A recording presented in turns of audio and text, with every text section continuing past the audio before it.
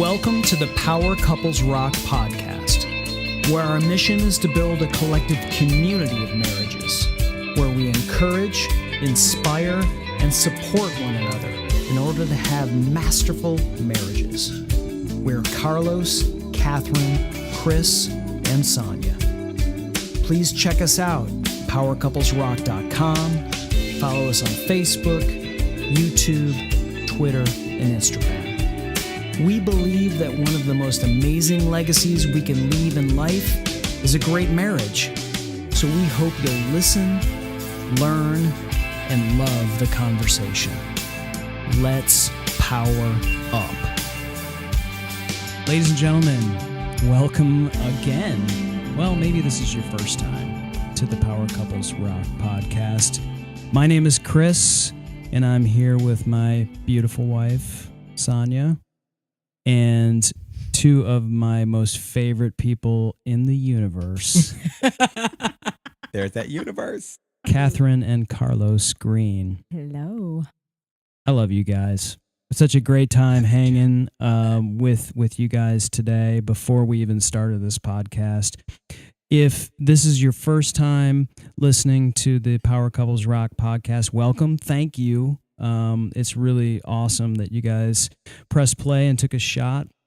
We ask that you give us a minute or two to listen to what we have to say. If you want to go back to the intro, we talked a lot about who we were and how we met and really what our hearts are and what we really want to do going forward on all these podcasts. But we felt like the next podcast in this series after the intro, really to start this whole thing off, is to talk about what is a power couple. You're seeing this Power Couples Rock podcast. You may be on the website, Power Couples Rock, or Facebook, or however you got here. Again, thank you. But you're wondering, what is a power couple? Are you guys lifting weights? Are you you guys powerlifting, CrossFit? What is a power couple? So I really want to turn this over to Carlos and Catherine, because this is really their heart, and they really have. And I think Sonia and I will talk a little bit about what we feel a power couple is. But Carlos, Catherine, if you would, I'm just going to put this out here. What do you consider is a power couple? So I believe, thanks, Chris.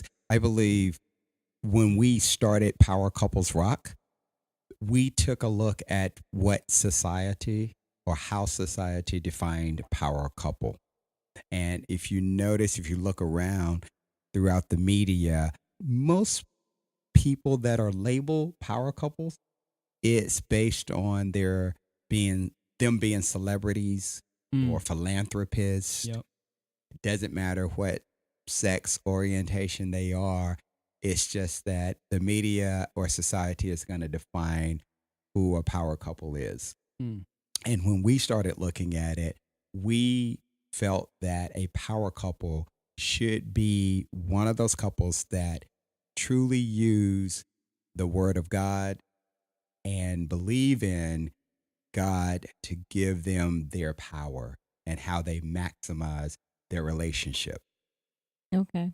That sounds great, Carlos. Uh-oh, here comes a curveball. Here it comes. No. I look at it also to add to what Carlos says about being a power couple. I look at it as a power couple is one who invests in each other. They want the best for their mate, and they want the best for their relationship. And so they do things that empower them. And so they're each other's rock, and we consider the rock to be Christ in our lives. That's our rock. That's who we go to. But we put each other first, and that helps us to become the power couple that we speak about. In addition to that is we consider power couple investing in these 6 core areas, and that's faith, family, finance, future, fitness, and fun. And if you can invest in those things and keep those in the forefront, then we consider you a power couple. And let me add one more thing. You don't have to be in a celebrity status. Anybody can be a power couple. Mm-hmm. Oftentimes, as he said, in society, you're selected by, your status. Mm. And this, what we want to believe is all of us are part of a collective community, and all of us have the power within us to become who we need to be in our relationship to one another. We did. Go ahead, Chris. I was just going to say, I think that's key. I think a lot of people that are looking at this from the outside and don't know what your heart is, they look at it as like, if you can achieve like power couple status, and that's not at all what you guys are talking about. What you guys are talking about, and kind of how maybe what I would view a power couple is anyone who wants to take their marriage and their family and really take the priority level that may be at 2, 3, 4, 5 and put it at the top, and want to learn how to do that. Yes. You can be in trouble right now in your marriage. You could have a wonderful marriage. What we want to do is try to like make both of those situations and every situation in between the best it can be. Yes. Yeah. It's kind of that's how I great. view a power couple, I guess. I think so too. One of the things that we did was to do a lot of meditating and searching on biblically that definition of a power couple. Mm-hmm. And we founded Power Couples Rock on this particular scripture. If you guys don't mind, I just want to read it. No, of course. And it comes from Philippians 1, 9 through 11. Philippians 1, 9 through 11. And it says, "So this is my prayer, that your love will flourish and that you will not only love much, but love well. You need to use your head and test your feelings so that your love is sincere and intelligent, not sentimental gush. Live a lover's life, circumspect and exemplary, a life Jesus will be proud of, bountiful in fruits from the soul, making Jesus Christ attractive to all, getting everyone involved in the glory and praise of God." And that's a very intentional scripture that you should live by, that we try to live by daily. I mean, we could do a podcast and every one of those sentences. Yes. I mean, that's just yes. There's a lot in there. Now, was that the background of that? Is that speaking directly to marriage? It is.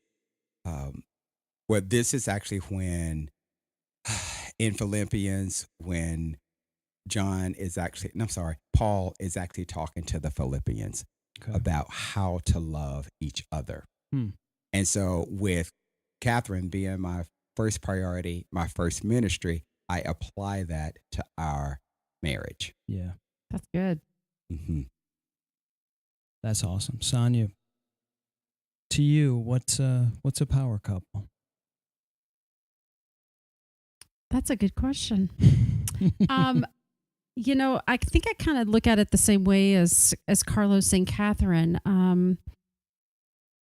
I kind of view a power couple as a couple that's willing to power through the good times, but more importantly, the bad times, to do the right thing, live their marriage or their life in a way that glorifies God.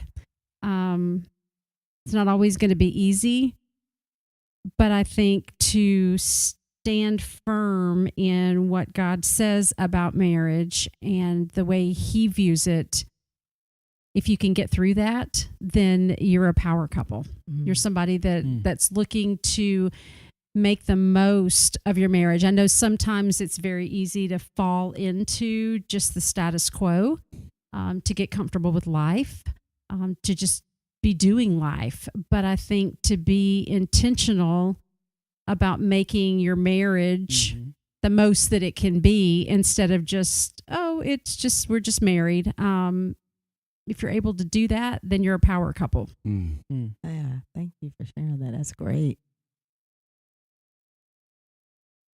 So we talked a lot about what each one of us believes a power couple could be. And I think there's going to be other people out there that are listening to this podcast, maybe for the first time, or maybe they've already been on powercouplesrock.com, or the Facebook page, that are already, involved, and they have their feelings. We'd love to hear from you. Please reach out to us. We'd love to eventually start talking about some of those feedback and some of that feedback and messages on these podcasts. But another question I just wanted to put out there to the room here is, how do we maximize our power as power couples? We talked a lot about what we believe a power couple is, and we talked about adversity, like Sonia had spoken about. We talked a lot about this verse that Carlos had brought that had like so much stuff to think about. But how can we, in your estimation, maximize our power as a power couple? I'll let you start off, Carlos, again, and then I'll Okay. follow you. So how do we maximize our relationship as a power couple? I believe when people enter into their relationships, it's very sentimental, or they get infatuated with one another. And then they start to go down the line of, well, we want to get married and build a life together. But they may not truly realize the power that they're entering into, because they may be looking at, how does society do it? What's the cycle that actually happens, instead of saying, we're joining two great people together and we're going to maximize our resources. How do we intentionally do that, and how do we invest in that? Wow. And so Catherine and I talk a lot about, how do we be intentional about setting our goals that are surrounding us, so that we can maximize all the gifts and talents that God has provided us with. And that not only goes into how we operate as a team, but also our language. What does our language say about our teamwork, our maximizing our opportunities, our really looking forward, and how do we influence others so that they can maximize their relationship? It's just always in a moving forward according to the word of God, but it's always a moving forward and being very intentional about how we want to live our lives. Drama free. Incorporate marriage protection strategies that we've actually looked at. Establishing those non-negotiables. Understanding what our value system looks like. How do we respect and protect our relationship? That's what's so important for us, and how we feel that we can maximize our relationship to be a true power couple. You know what's crazy is that the world we're in now is the complete antithesis of everything you just said. Because it's like, well, this is the person I feel like I should marry, but you know what? If it doesn't work out, and more often than not, the percentages is it's not working out. Correct. And what you're talking about is saying, don't just say I do and check in and hope everything's just going to be cool for the rest of your life. That's the start. Correct. Right? Yes. That's the start of what is becoming a power couple. That's right. That's You right. have you say I do, but this person you said I do to changes. And in year 2, 3, whenever that person changes, you don't just go, you know what? We just drifted apart. And, my brother, he got a divorce because the same thing happened. And my parents, they were on their, it just becomes so easy to fall into that and allow that to happen, as opposed to rolling up your sleeves and saying, I made a promise to this person. This person's going to change. I dedicated myself to this person, and we're gonna work through this, and we're gonna get stronger on the other side. Yeah. It's the complete antithesis, really, of Yes. what's kind of prevalent right now. That's right. So, I like the word intentionality, and Carlos had talked about that. And we are intentional with all that we do in investing in our marriage and family. And I recently spoke at a wedding, and I had said that marriage is work, and people, they get very nervous or they tremble when you put the words marriage and work together. Yep. But I challenge people to look at marriage as a masterpiece. And just like all masterpieces, it takes work and dedication and commitment. And some of the great masterpieces, like Mount Rushmore, like the Taj Mahal, or like the Mona Lisa.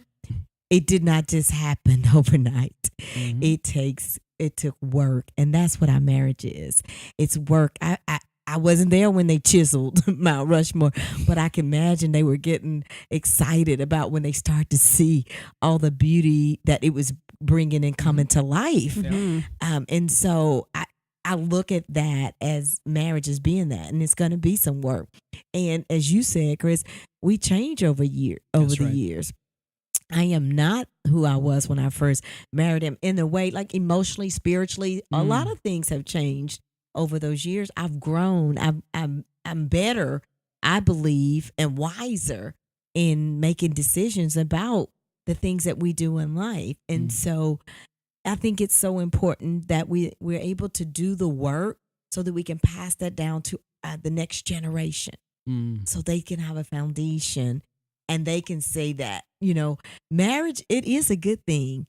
And the Bible tells us it is good. It's not good for man to be alone. Although there are some people who decide that they don't want to be married, and that is fine. But those of us who are in our marriages should do everything that we could possibly do to protect, respect, and invest in our marriages. I think, Carlos, as I was listening to what you say, marriage really is work. Unfortunately, I think we think of work sometimes as being just this long, drawn out, something hard, you don't want to do. Uncomfortable. Right. I don't want to do this sort of process. And as I was listening to you just describe all of the things that you and Catherine do, it's work, but it's work in a good way. And it's kind of exciting. I don't know that Chris and I we've never really done that. And I think that it's important to have those parameters and those definitions of what you value, what you are going to stand for, what you're not going to allow to happen. It's kind of exciting to think about that. And I think for anyone out there who is newly married or thinking about getting married, start this off with intentionality. Yes. Yeah. Start it from the beginning. Absolutely. And I think work is not going to seem so hard or boring or difficult or another word. I think those are great words. Thank you. Exactly. You don't need another word. No. Those are great did words. Yeah, I mean, I think to your point, starting from the beginning is important. I also feel like there are probably a lot of people that are listening that are well into their marriage. And I would just encourage people to realize that it's never too late. Absolutely. To wherever you're at with your family, wherever you're at with your spouse, it's never too late to be very intentional and to put your heart out there and to really dedicate yourself to that person and really try to maximize that relationship and prioritize is really what we're talking about because it's so difficult. We had a long conversation before we even started this podcast about prioritization, and for a lot of people out there that work that need to work for a living, and how that plays into the prioritization of your marriage and how that plays in the prioritization of your family, your children, and everything else that you have in your world. Being a power couple takes a prioritization and maybe shoots it up a couple rungs. Well, You know, Catherine and I were talking about, I want to give you this example. So our home that we have now, of course, we've been in it now for years, but there was a part of our foundation that was sinking. And so we actually had to shore up that foundation. Even though we've been living there for years, it was sinking because we had little rodents burying out the foundation, and it was getting cracked. Jeez. So we had to bring in professionals to actually make it more secure, make it more stable. So whenever you go out and look for a home, I think most people just automatically assume that the foundation is stable. Oh yeah, Absolutely. Right? Because we go in, we want to know how many bedrooms, how many bathrooms, is it convenient Oh, for yeah, a you're lifestyle? looking at all the We're looking at all the fluff. fluffy Yeah. stuff. right. Right.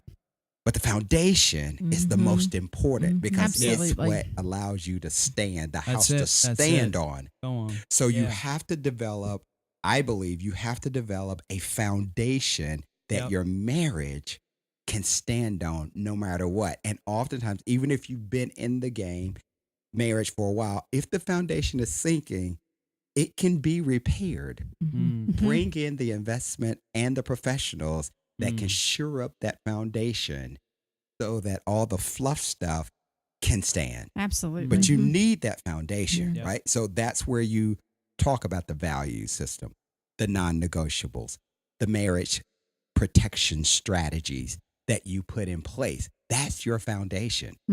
That's what's going to allow you to stand against anything that comes in your marriage. And that's when you know when you can respect and protect your marriage, when that foundation is secure. So that I think that's a really good segue into another question that I wanted to throw out there.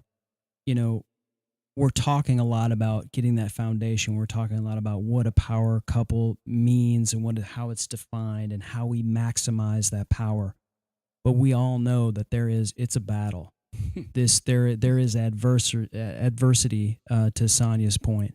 There's anyone who's listening to this right now and has been married for 3 months, let alone 3 years, knows you're going to, if you haven't lived with that person beforehand and you're getting married now, you're living with them, or you're being put into a situation where you've never lived with it, and all of a sudden you have this person you're committed to.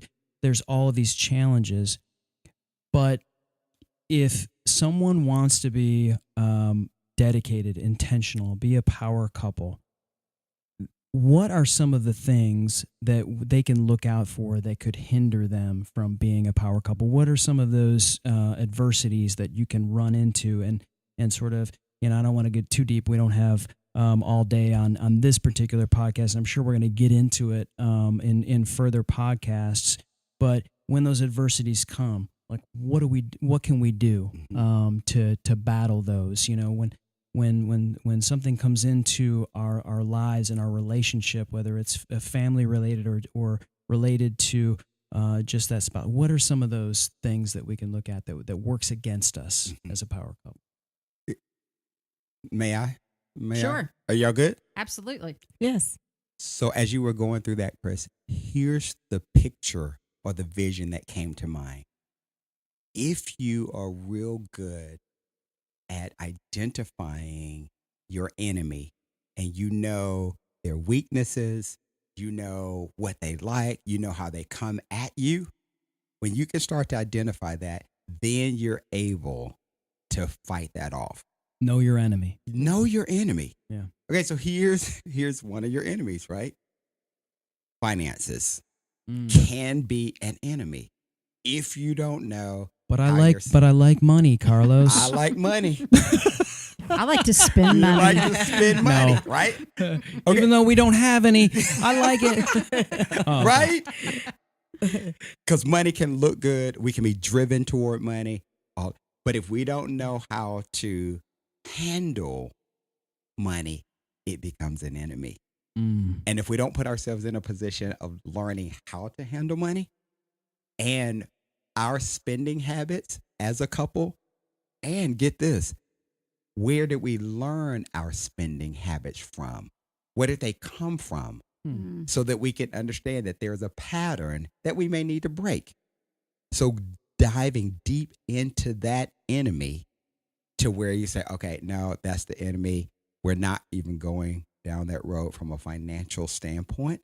We're not going to put ourselves in a position to where we're hurting for money and we're overspending and we don't care about our credit because it will catch up with you years down the road. Mm-hmm. And if you could do that right at the onset of your marriage, oh my God, then you can start harnessing power from a financial standpoint. What do you think about negative language being an enemy? Oh, 100%. Yeah. Oh, yeah. I've seen where that's torn individuals down, Mhm. and it really can break your spouse's spirit if you're throwing negative language around. So changing that language, that could be a definitely hindrance or an enemy. That is an enemy. I believe that we're here to lift our spouses up. And there's going to be some things about our spouses that it may irritate us or why are they doing that? But understanding the place where they may come from, that may be what they grew up with. Yeah. Yep. Is that kind of negative language. So how do you all put yourself in a position of educating yourself regarding language? And how does it make not only just how you feel, but how does it actually impact your spirit? What does that look like? And do you ever have conversations to dream, to visualize what your marriage looks like?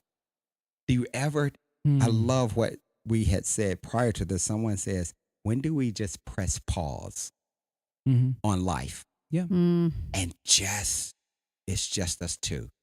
And we're just kind of dreaming and talking and figuring out what our lives look like. And then, okay, now we can press it again and move forward. But the language is amazing. It tells us that we have the power of life and death in our tongues. You know, that reminds me of, I don't know if you guys remember, we had done some conversations, initial podcasts with some members of the community group. And two members of our community group, and those of you who are listening right now, and the first time they hear the word community group, let me just tell you, this will be the first of many times we'll bring up the community group because we love our community. But there were two friends of ours that had mentioned, to your point, where every night they have basically, and they have children, they have a lot of children in their house.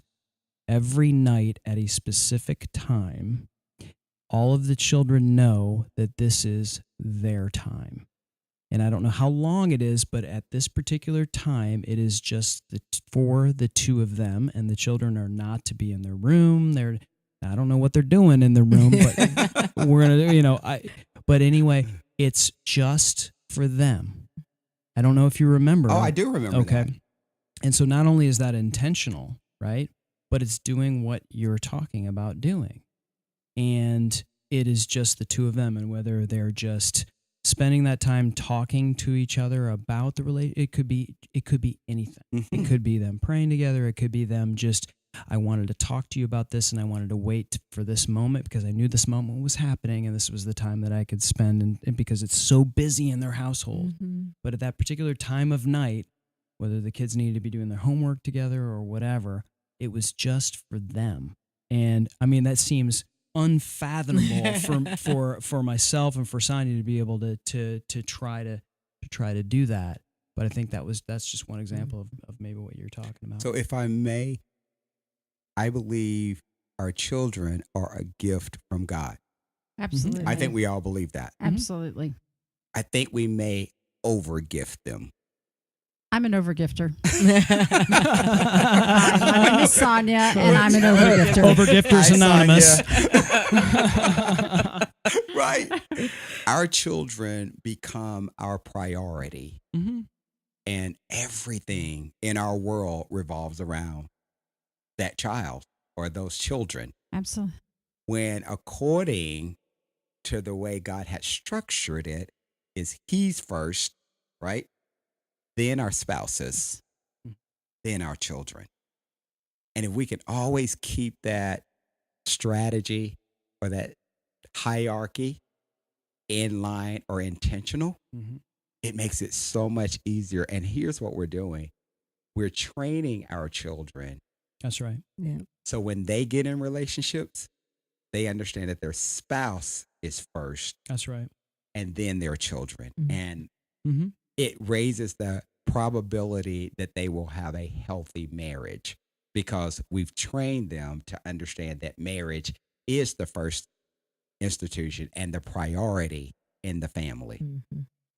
Does When you that- set that example, I remember Carlos and I, well, our kids are older now, but we used to have family meetings. And then Carlos and I used to have an hour of power. Mm-hmm. And that's where we would just talk about anything and what's on our mind. And we um, had some oh, good power too. we have some Making good power love there. Power. It doesn't always lead. Hey. Does not always lead to that, but okay. It doesn't always, but when it does. But it's our power. time. Right. But the children would know that, and so I think if you communicate that, and they begin to start to see that pattern, and like how mom and dad spent their time together, whether it's morning, you have to figure out what's the best time that works for you all, and then once you figured that out, make that commitment and be intentional and be able to communicate that with your children. And they began to, respect that. I remember the kids when I was like, mom and dad, they're going, they think it's a date or whatever, but we know it's our hour power, our time to be together, so that they would know. And they start to get that in their mind. That becomes their routine and understanding that. So it's still a way of passing down good, healthy relationship, good, healthy dialogue and conversation, which is so important. And I think our younger generations need that. For sure. I think back to the question that is what basically is maybe attacking or hindering us from being a power couple. I would say complacency is a huge That's one. Good. And I think complacency is something that could be one of the biggest sort of battles for a lot of people. For myself, and just talking to other people, it's not just in marriage but in general. You feel like you're doing the right thing. You've got a marriage, you've got kids, you've got a job, you're providing for them, and everything's just kind of going great, and you just sort of like put it into neutral, right? And you just sort of like let it float. And we talked about being intentional, and if you let that float and you put it on autopilot and you become complacent, a lot of things that are going on in the background that you just don't realize, and you have to constantly be working and looking out and not just and not getting sucked into the to being into this status at work, right? Which is going to work against the things that are going to be the most important. You got to realize what's most important. And there's all these cliches, and you hear all these stories, and the guy who gets on his deathbed and regrets that he didn't spend more time with his family, and you'll never regret that you should have worked more. You should have gotten executive vice president at whatever. You'll never regret that. That's very true, right? When you're in the moment, and things are sort of going, and they're going good, and this is happening. I think when things are going good, I think that is really when we need to be the most intentional. Yes. It's when things are going bad and you're like, oh gosh, what am I doing wrong? And I need to be doing this and I need to be doing this. And that's great. You probably should be doing those things. But when things are going great, don't get complacent. Right. Continue to be intentional. Continue to do the right things. Continue to work on your marriage, to work on your motherhood, your fatherhood, and your relationships. I agree. Can I throw a challenge out there to Yes. everybody? Nope. No, challenge. Can you imagine? Can you Not a imagine? challenge. Can you write it down? Let me see if I'm Okay, I'm Yes, going you to throw can. the challenge out there to all listeners. There How you about go. that? There, I'll take it too. I promise. So, over the last year, how have you invested in your marriage so that it doesn't become complacent?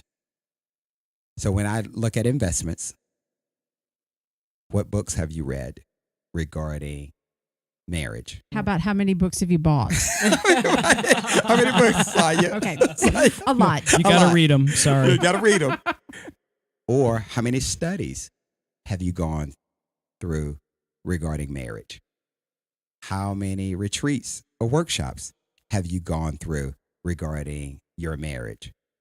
How many discussions have you had in your community regarding marriage?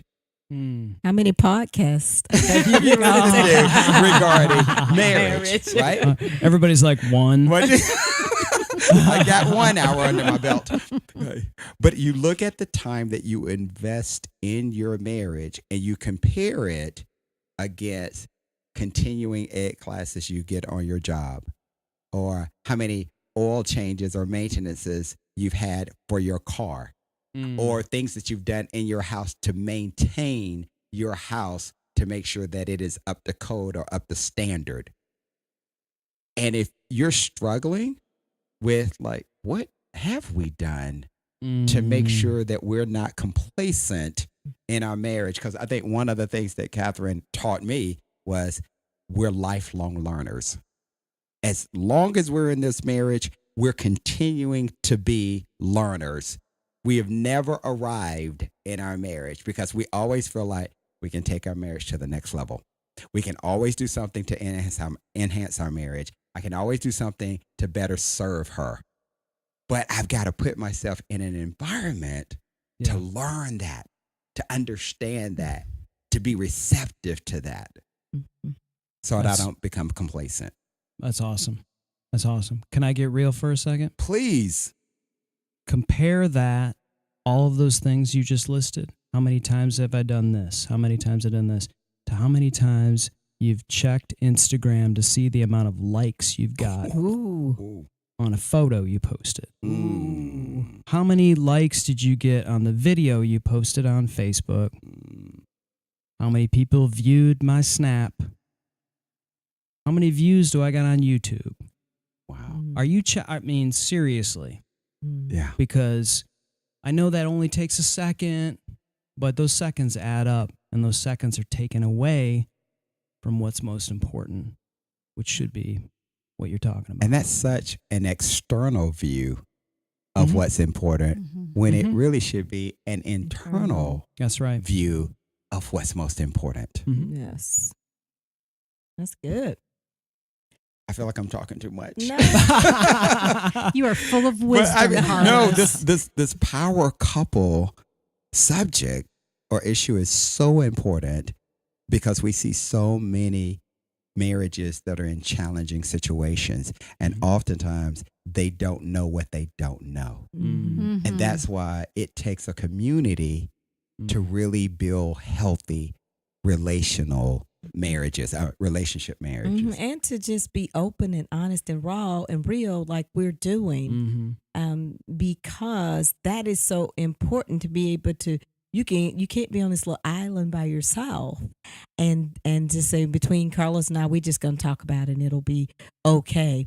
You know, books that we've read, we've done it ourselves, but we've also gone to retreats where other couples have been there. And we listen to a podcast, or we have small groups outside of the community group to discuss, maybe challenges that we may be having or had. Like, how are you handling your kids on this type of subject and things of that nature? And that's so important for us to be able to do that. I think a lot of times we live in a society where everything needs to look good. Your family needs to be in a good situation. You can't put forth the realness that's going on. And so I think it's extremely important to have someone or a couple or a community where you can discuss the hard things with, because that's where you learn. Yeah. You can't just keep it all yourself. Yeah. What are they going to think about me? And what are they going to think about about me? I can't tell that. My child did this. Yes. Or, oh, we're really not getting along. Well, you know what? It's okay. It's okay. It's okay, because more than likely there's 10 other families out there, or couples or whatever, that are dealing with exactly the same thing. So true. I think it takes so much energy to keep the facade up. Oh, absolutely. More so than it does to talk about it. To talk about it. And that's why, I mean, we've had real conversations, right, about parenting. Absolutely. Between each other, what that looks like. Yep. But it's so... It's freeing. It's refreshing. It's refreshing that we have community that we can have these conversations with. That's right. And you guys give us strategies that can help, or you guys pray into that situation for us. That means more to us than anything. Sure. Or if we're having parents that are actually having health challenges, how do we do that? Or financials, how do we do that? And if we're not real and raw about the challenges that we're going through, we can find ourselves in challenging situations that will cause us to fall up, apart, divorce. Right. We've grown apart. Right. And that was never the intent. Well, we've covered a lot on this podcast, and I'm going to wrap it up right now because we're kind of running up against the time. But if you've listened all the way through, again, thank you for this. I can't tell you how much this means to us to do this in general and be able, to spend this time together, but also that you spent this time listening to what we have, and we hope that you were impacted by this. And of course, if you were, please join the other podcasts that we have ahead. We've got a lot more stuff to come. We've got non-negotiables. We've got all kinds of stuff in the works, and we're super excited about it. And we hope that this means a lot to you. And I think that's anything else we want to say to sign off on this. Power Couples Rock. There we go. Let's get powered up. Thanks for listening to the Power Couples Rock podcast. We hope that you've been encouraged, inspired, and supported. Please listen and subscribe to our other PowerPods, as we are confident that they will strengthen your marriage. Also, don't forget to follow us on Facebook, YouTube, Twitter, and Instagram. It's there where we can extend these discussions together, take these conversations and your marriage to the next level. Enjoy your day and power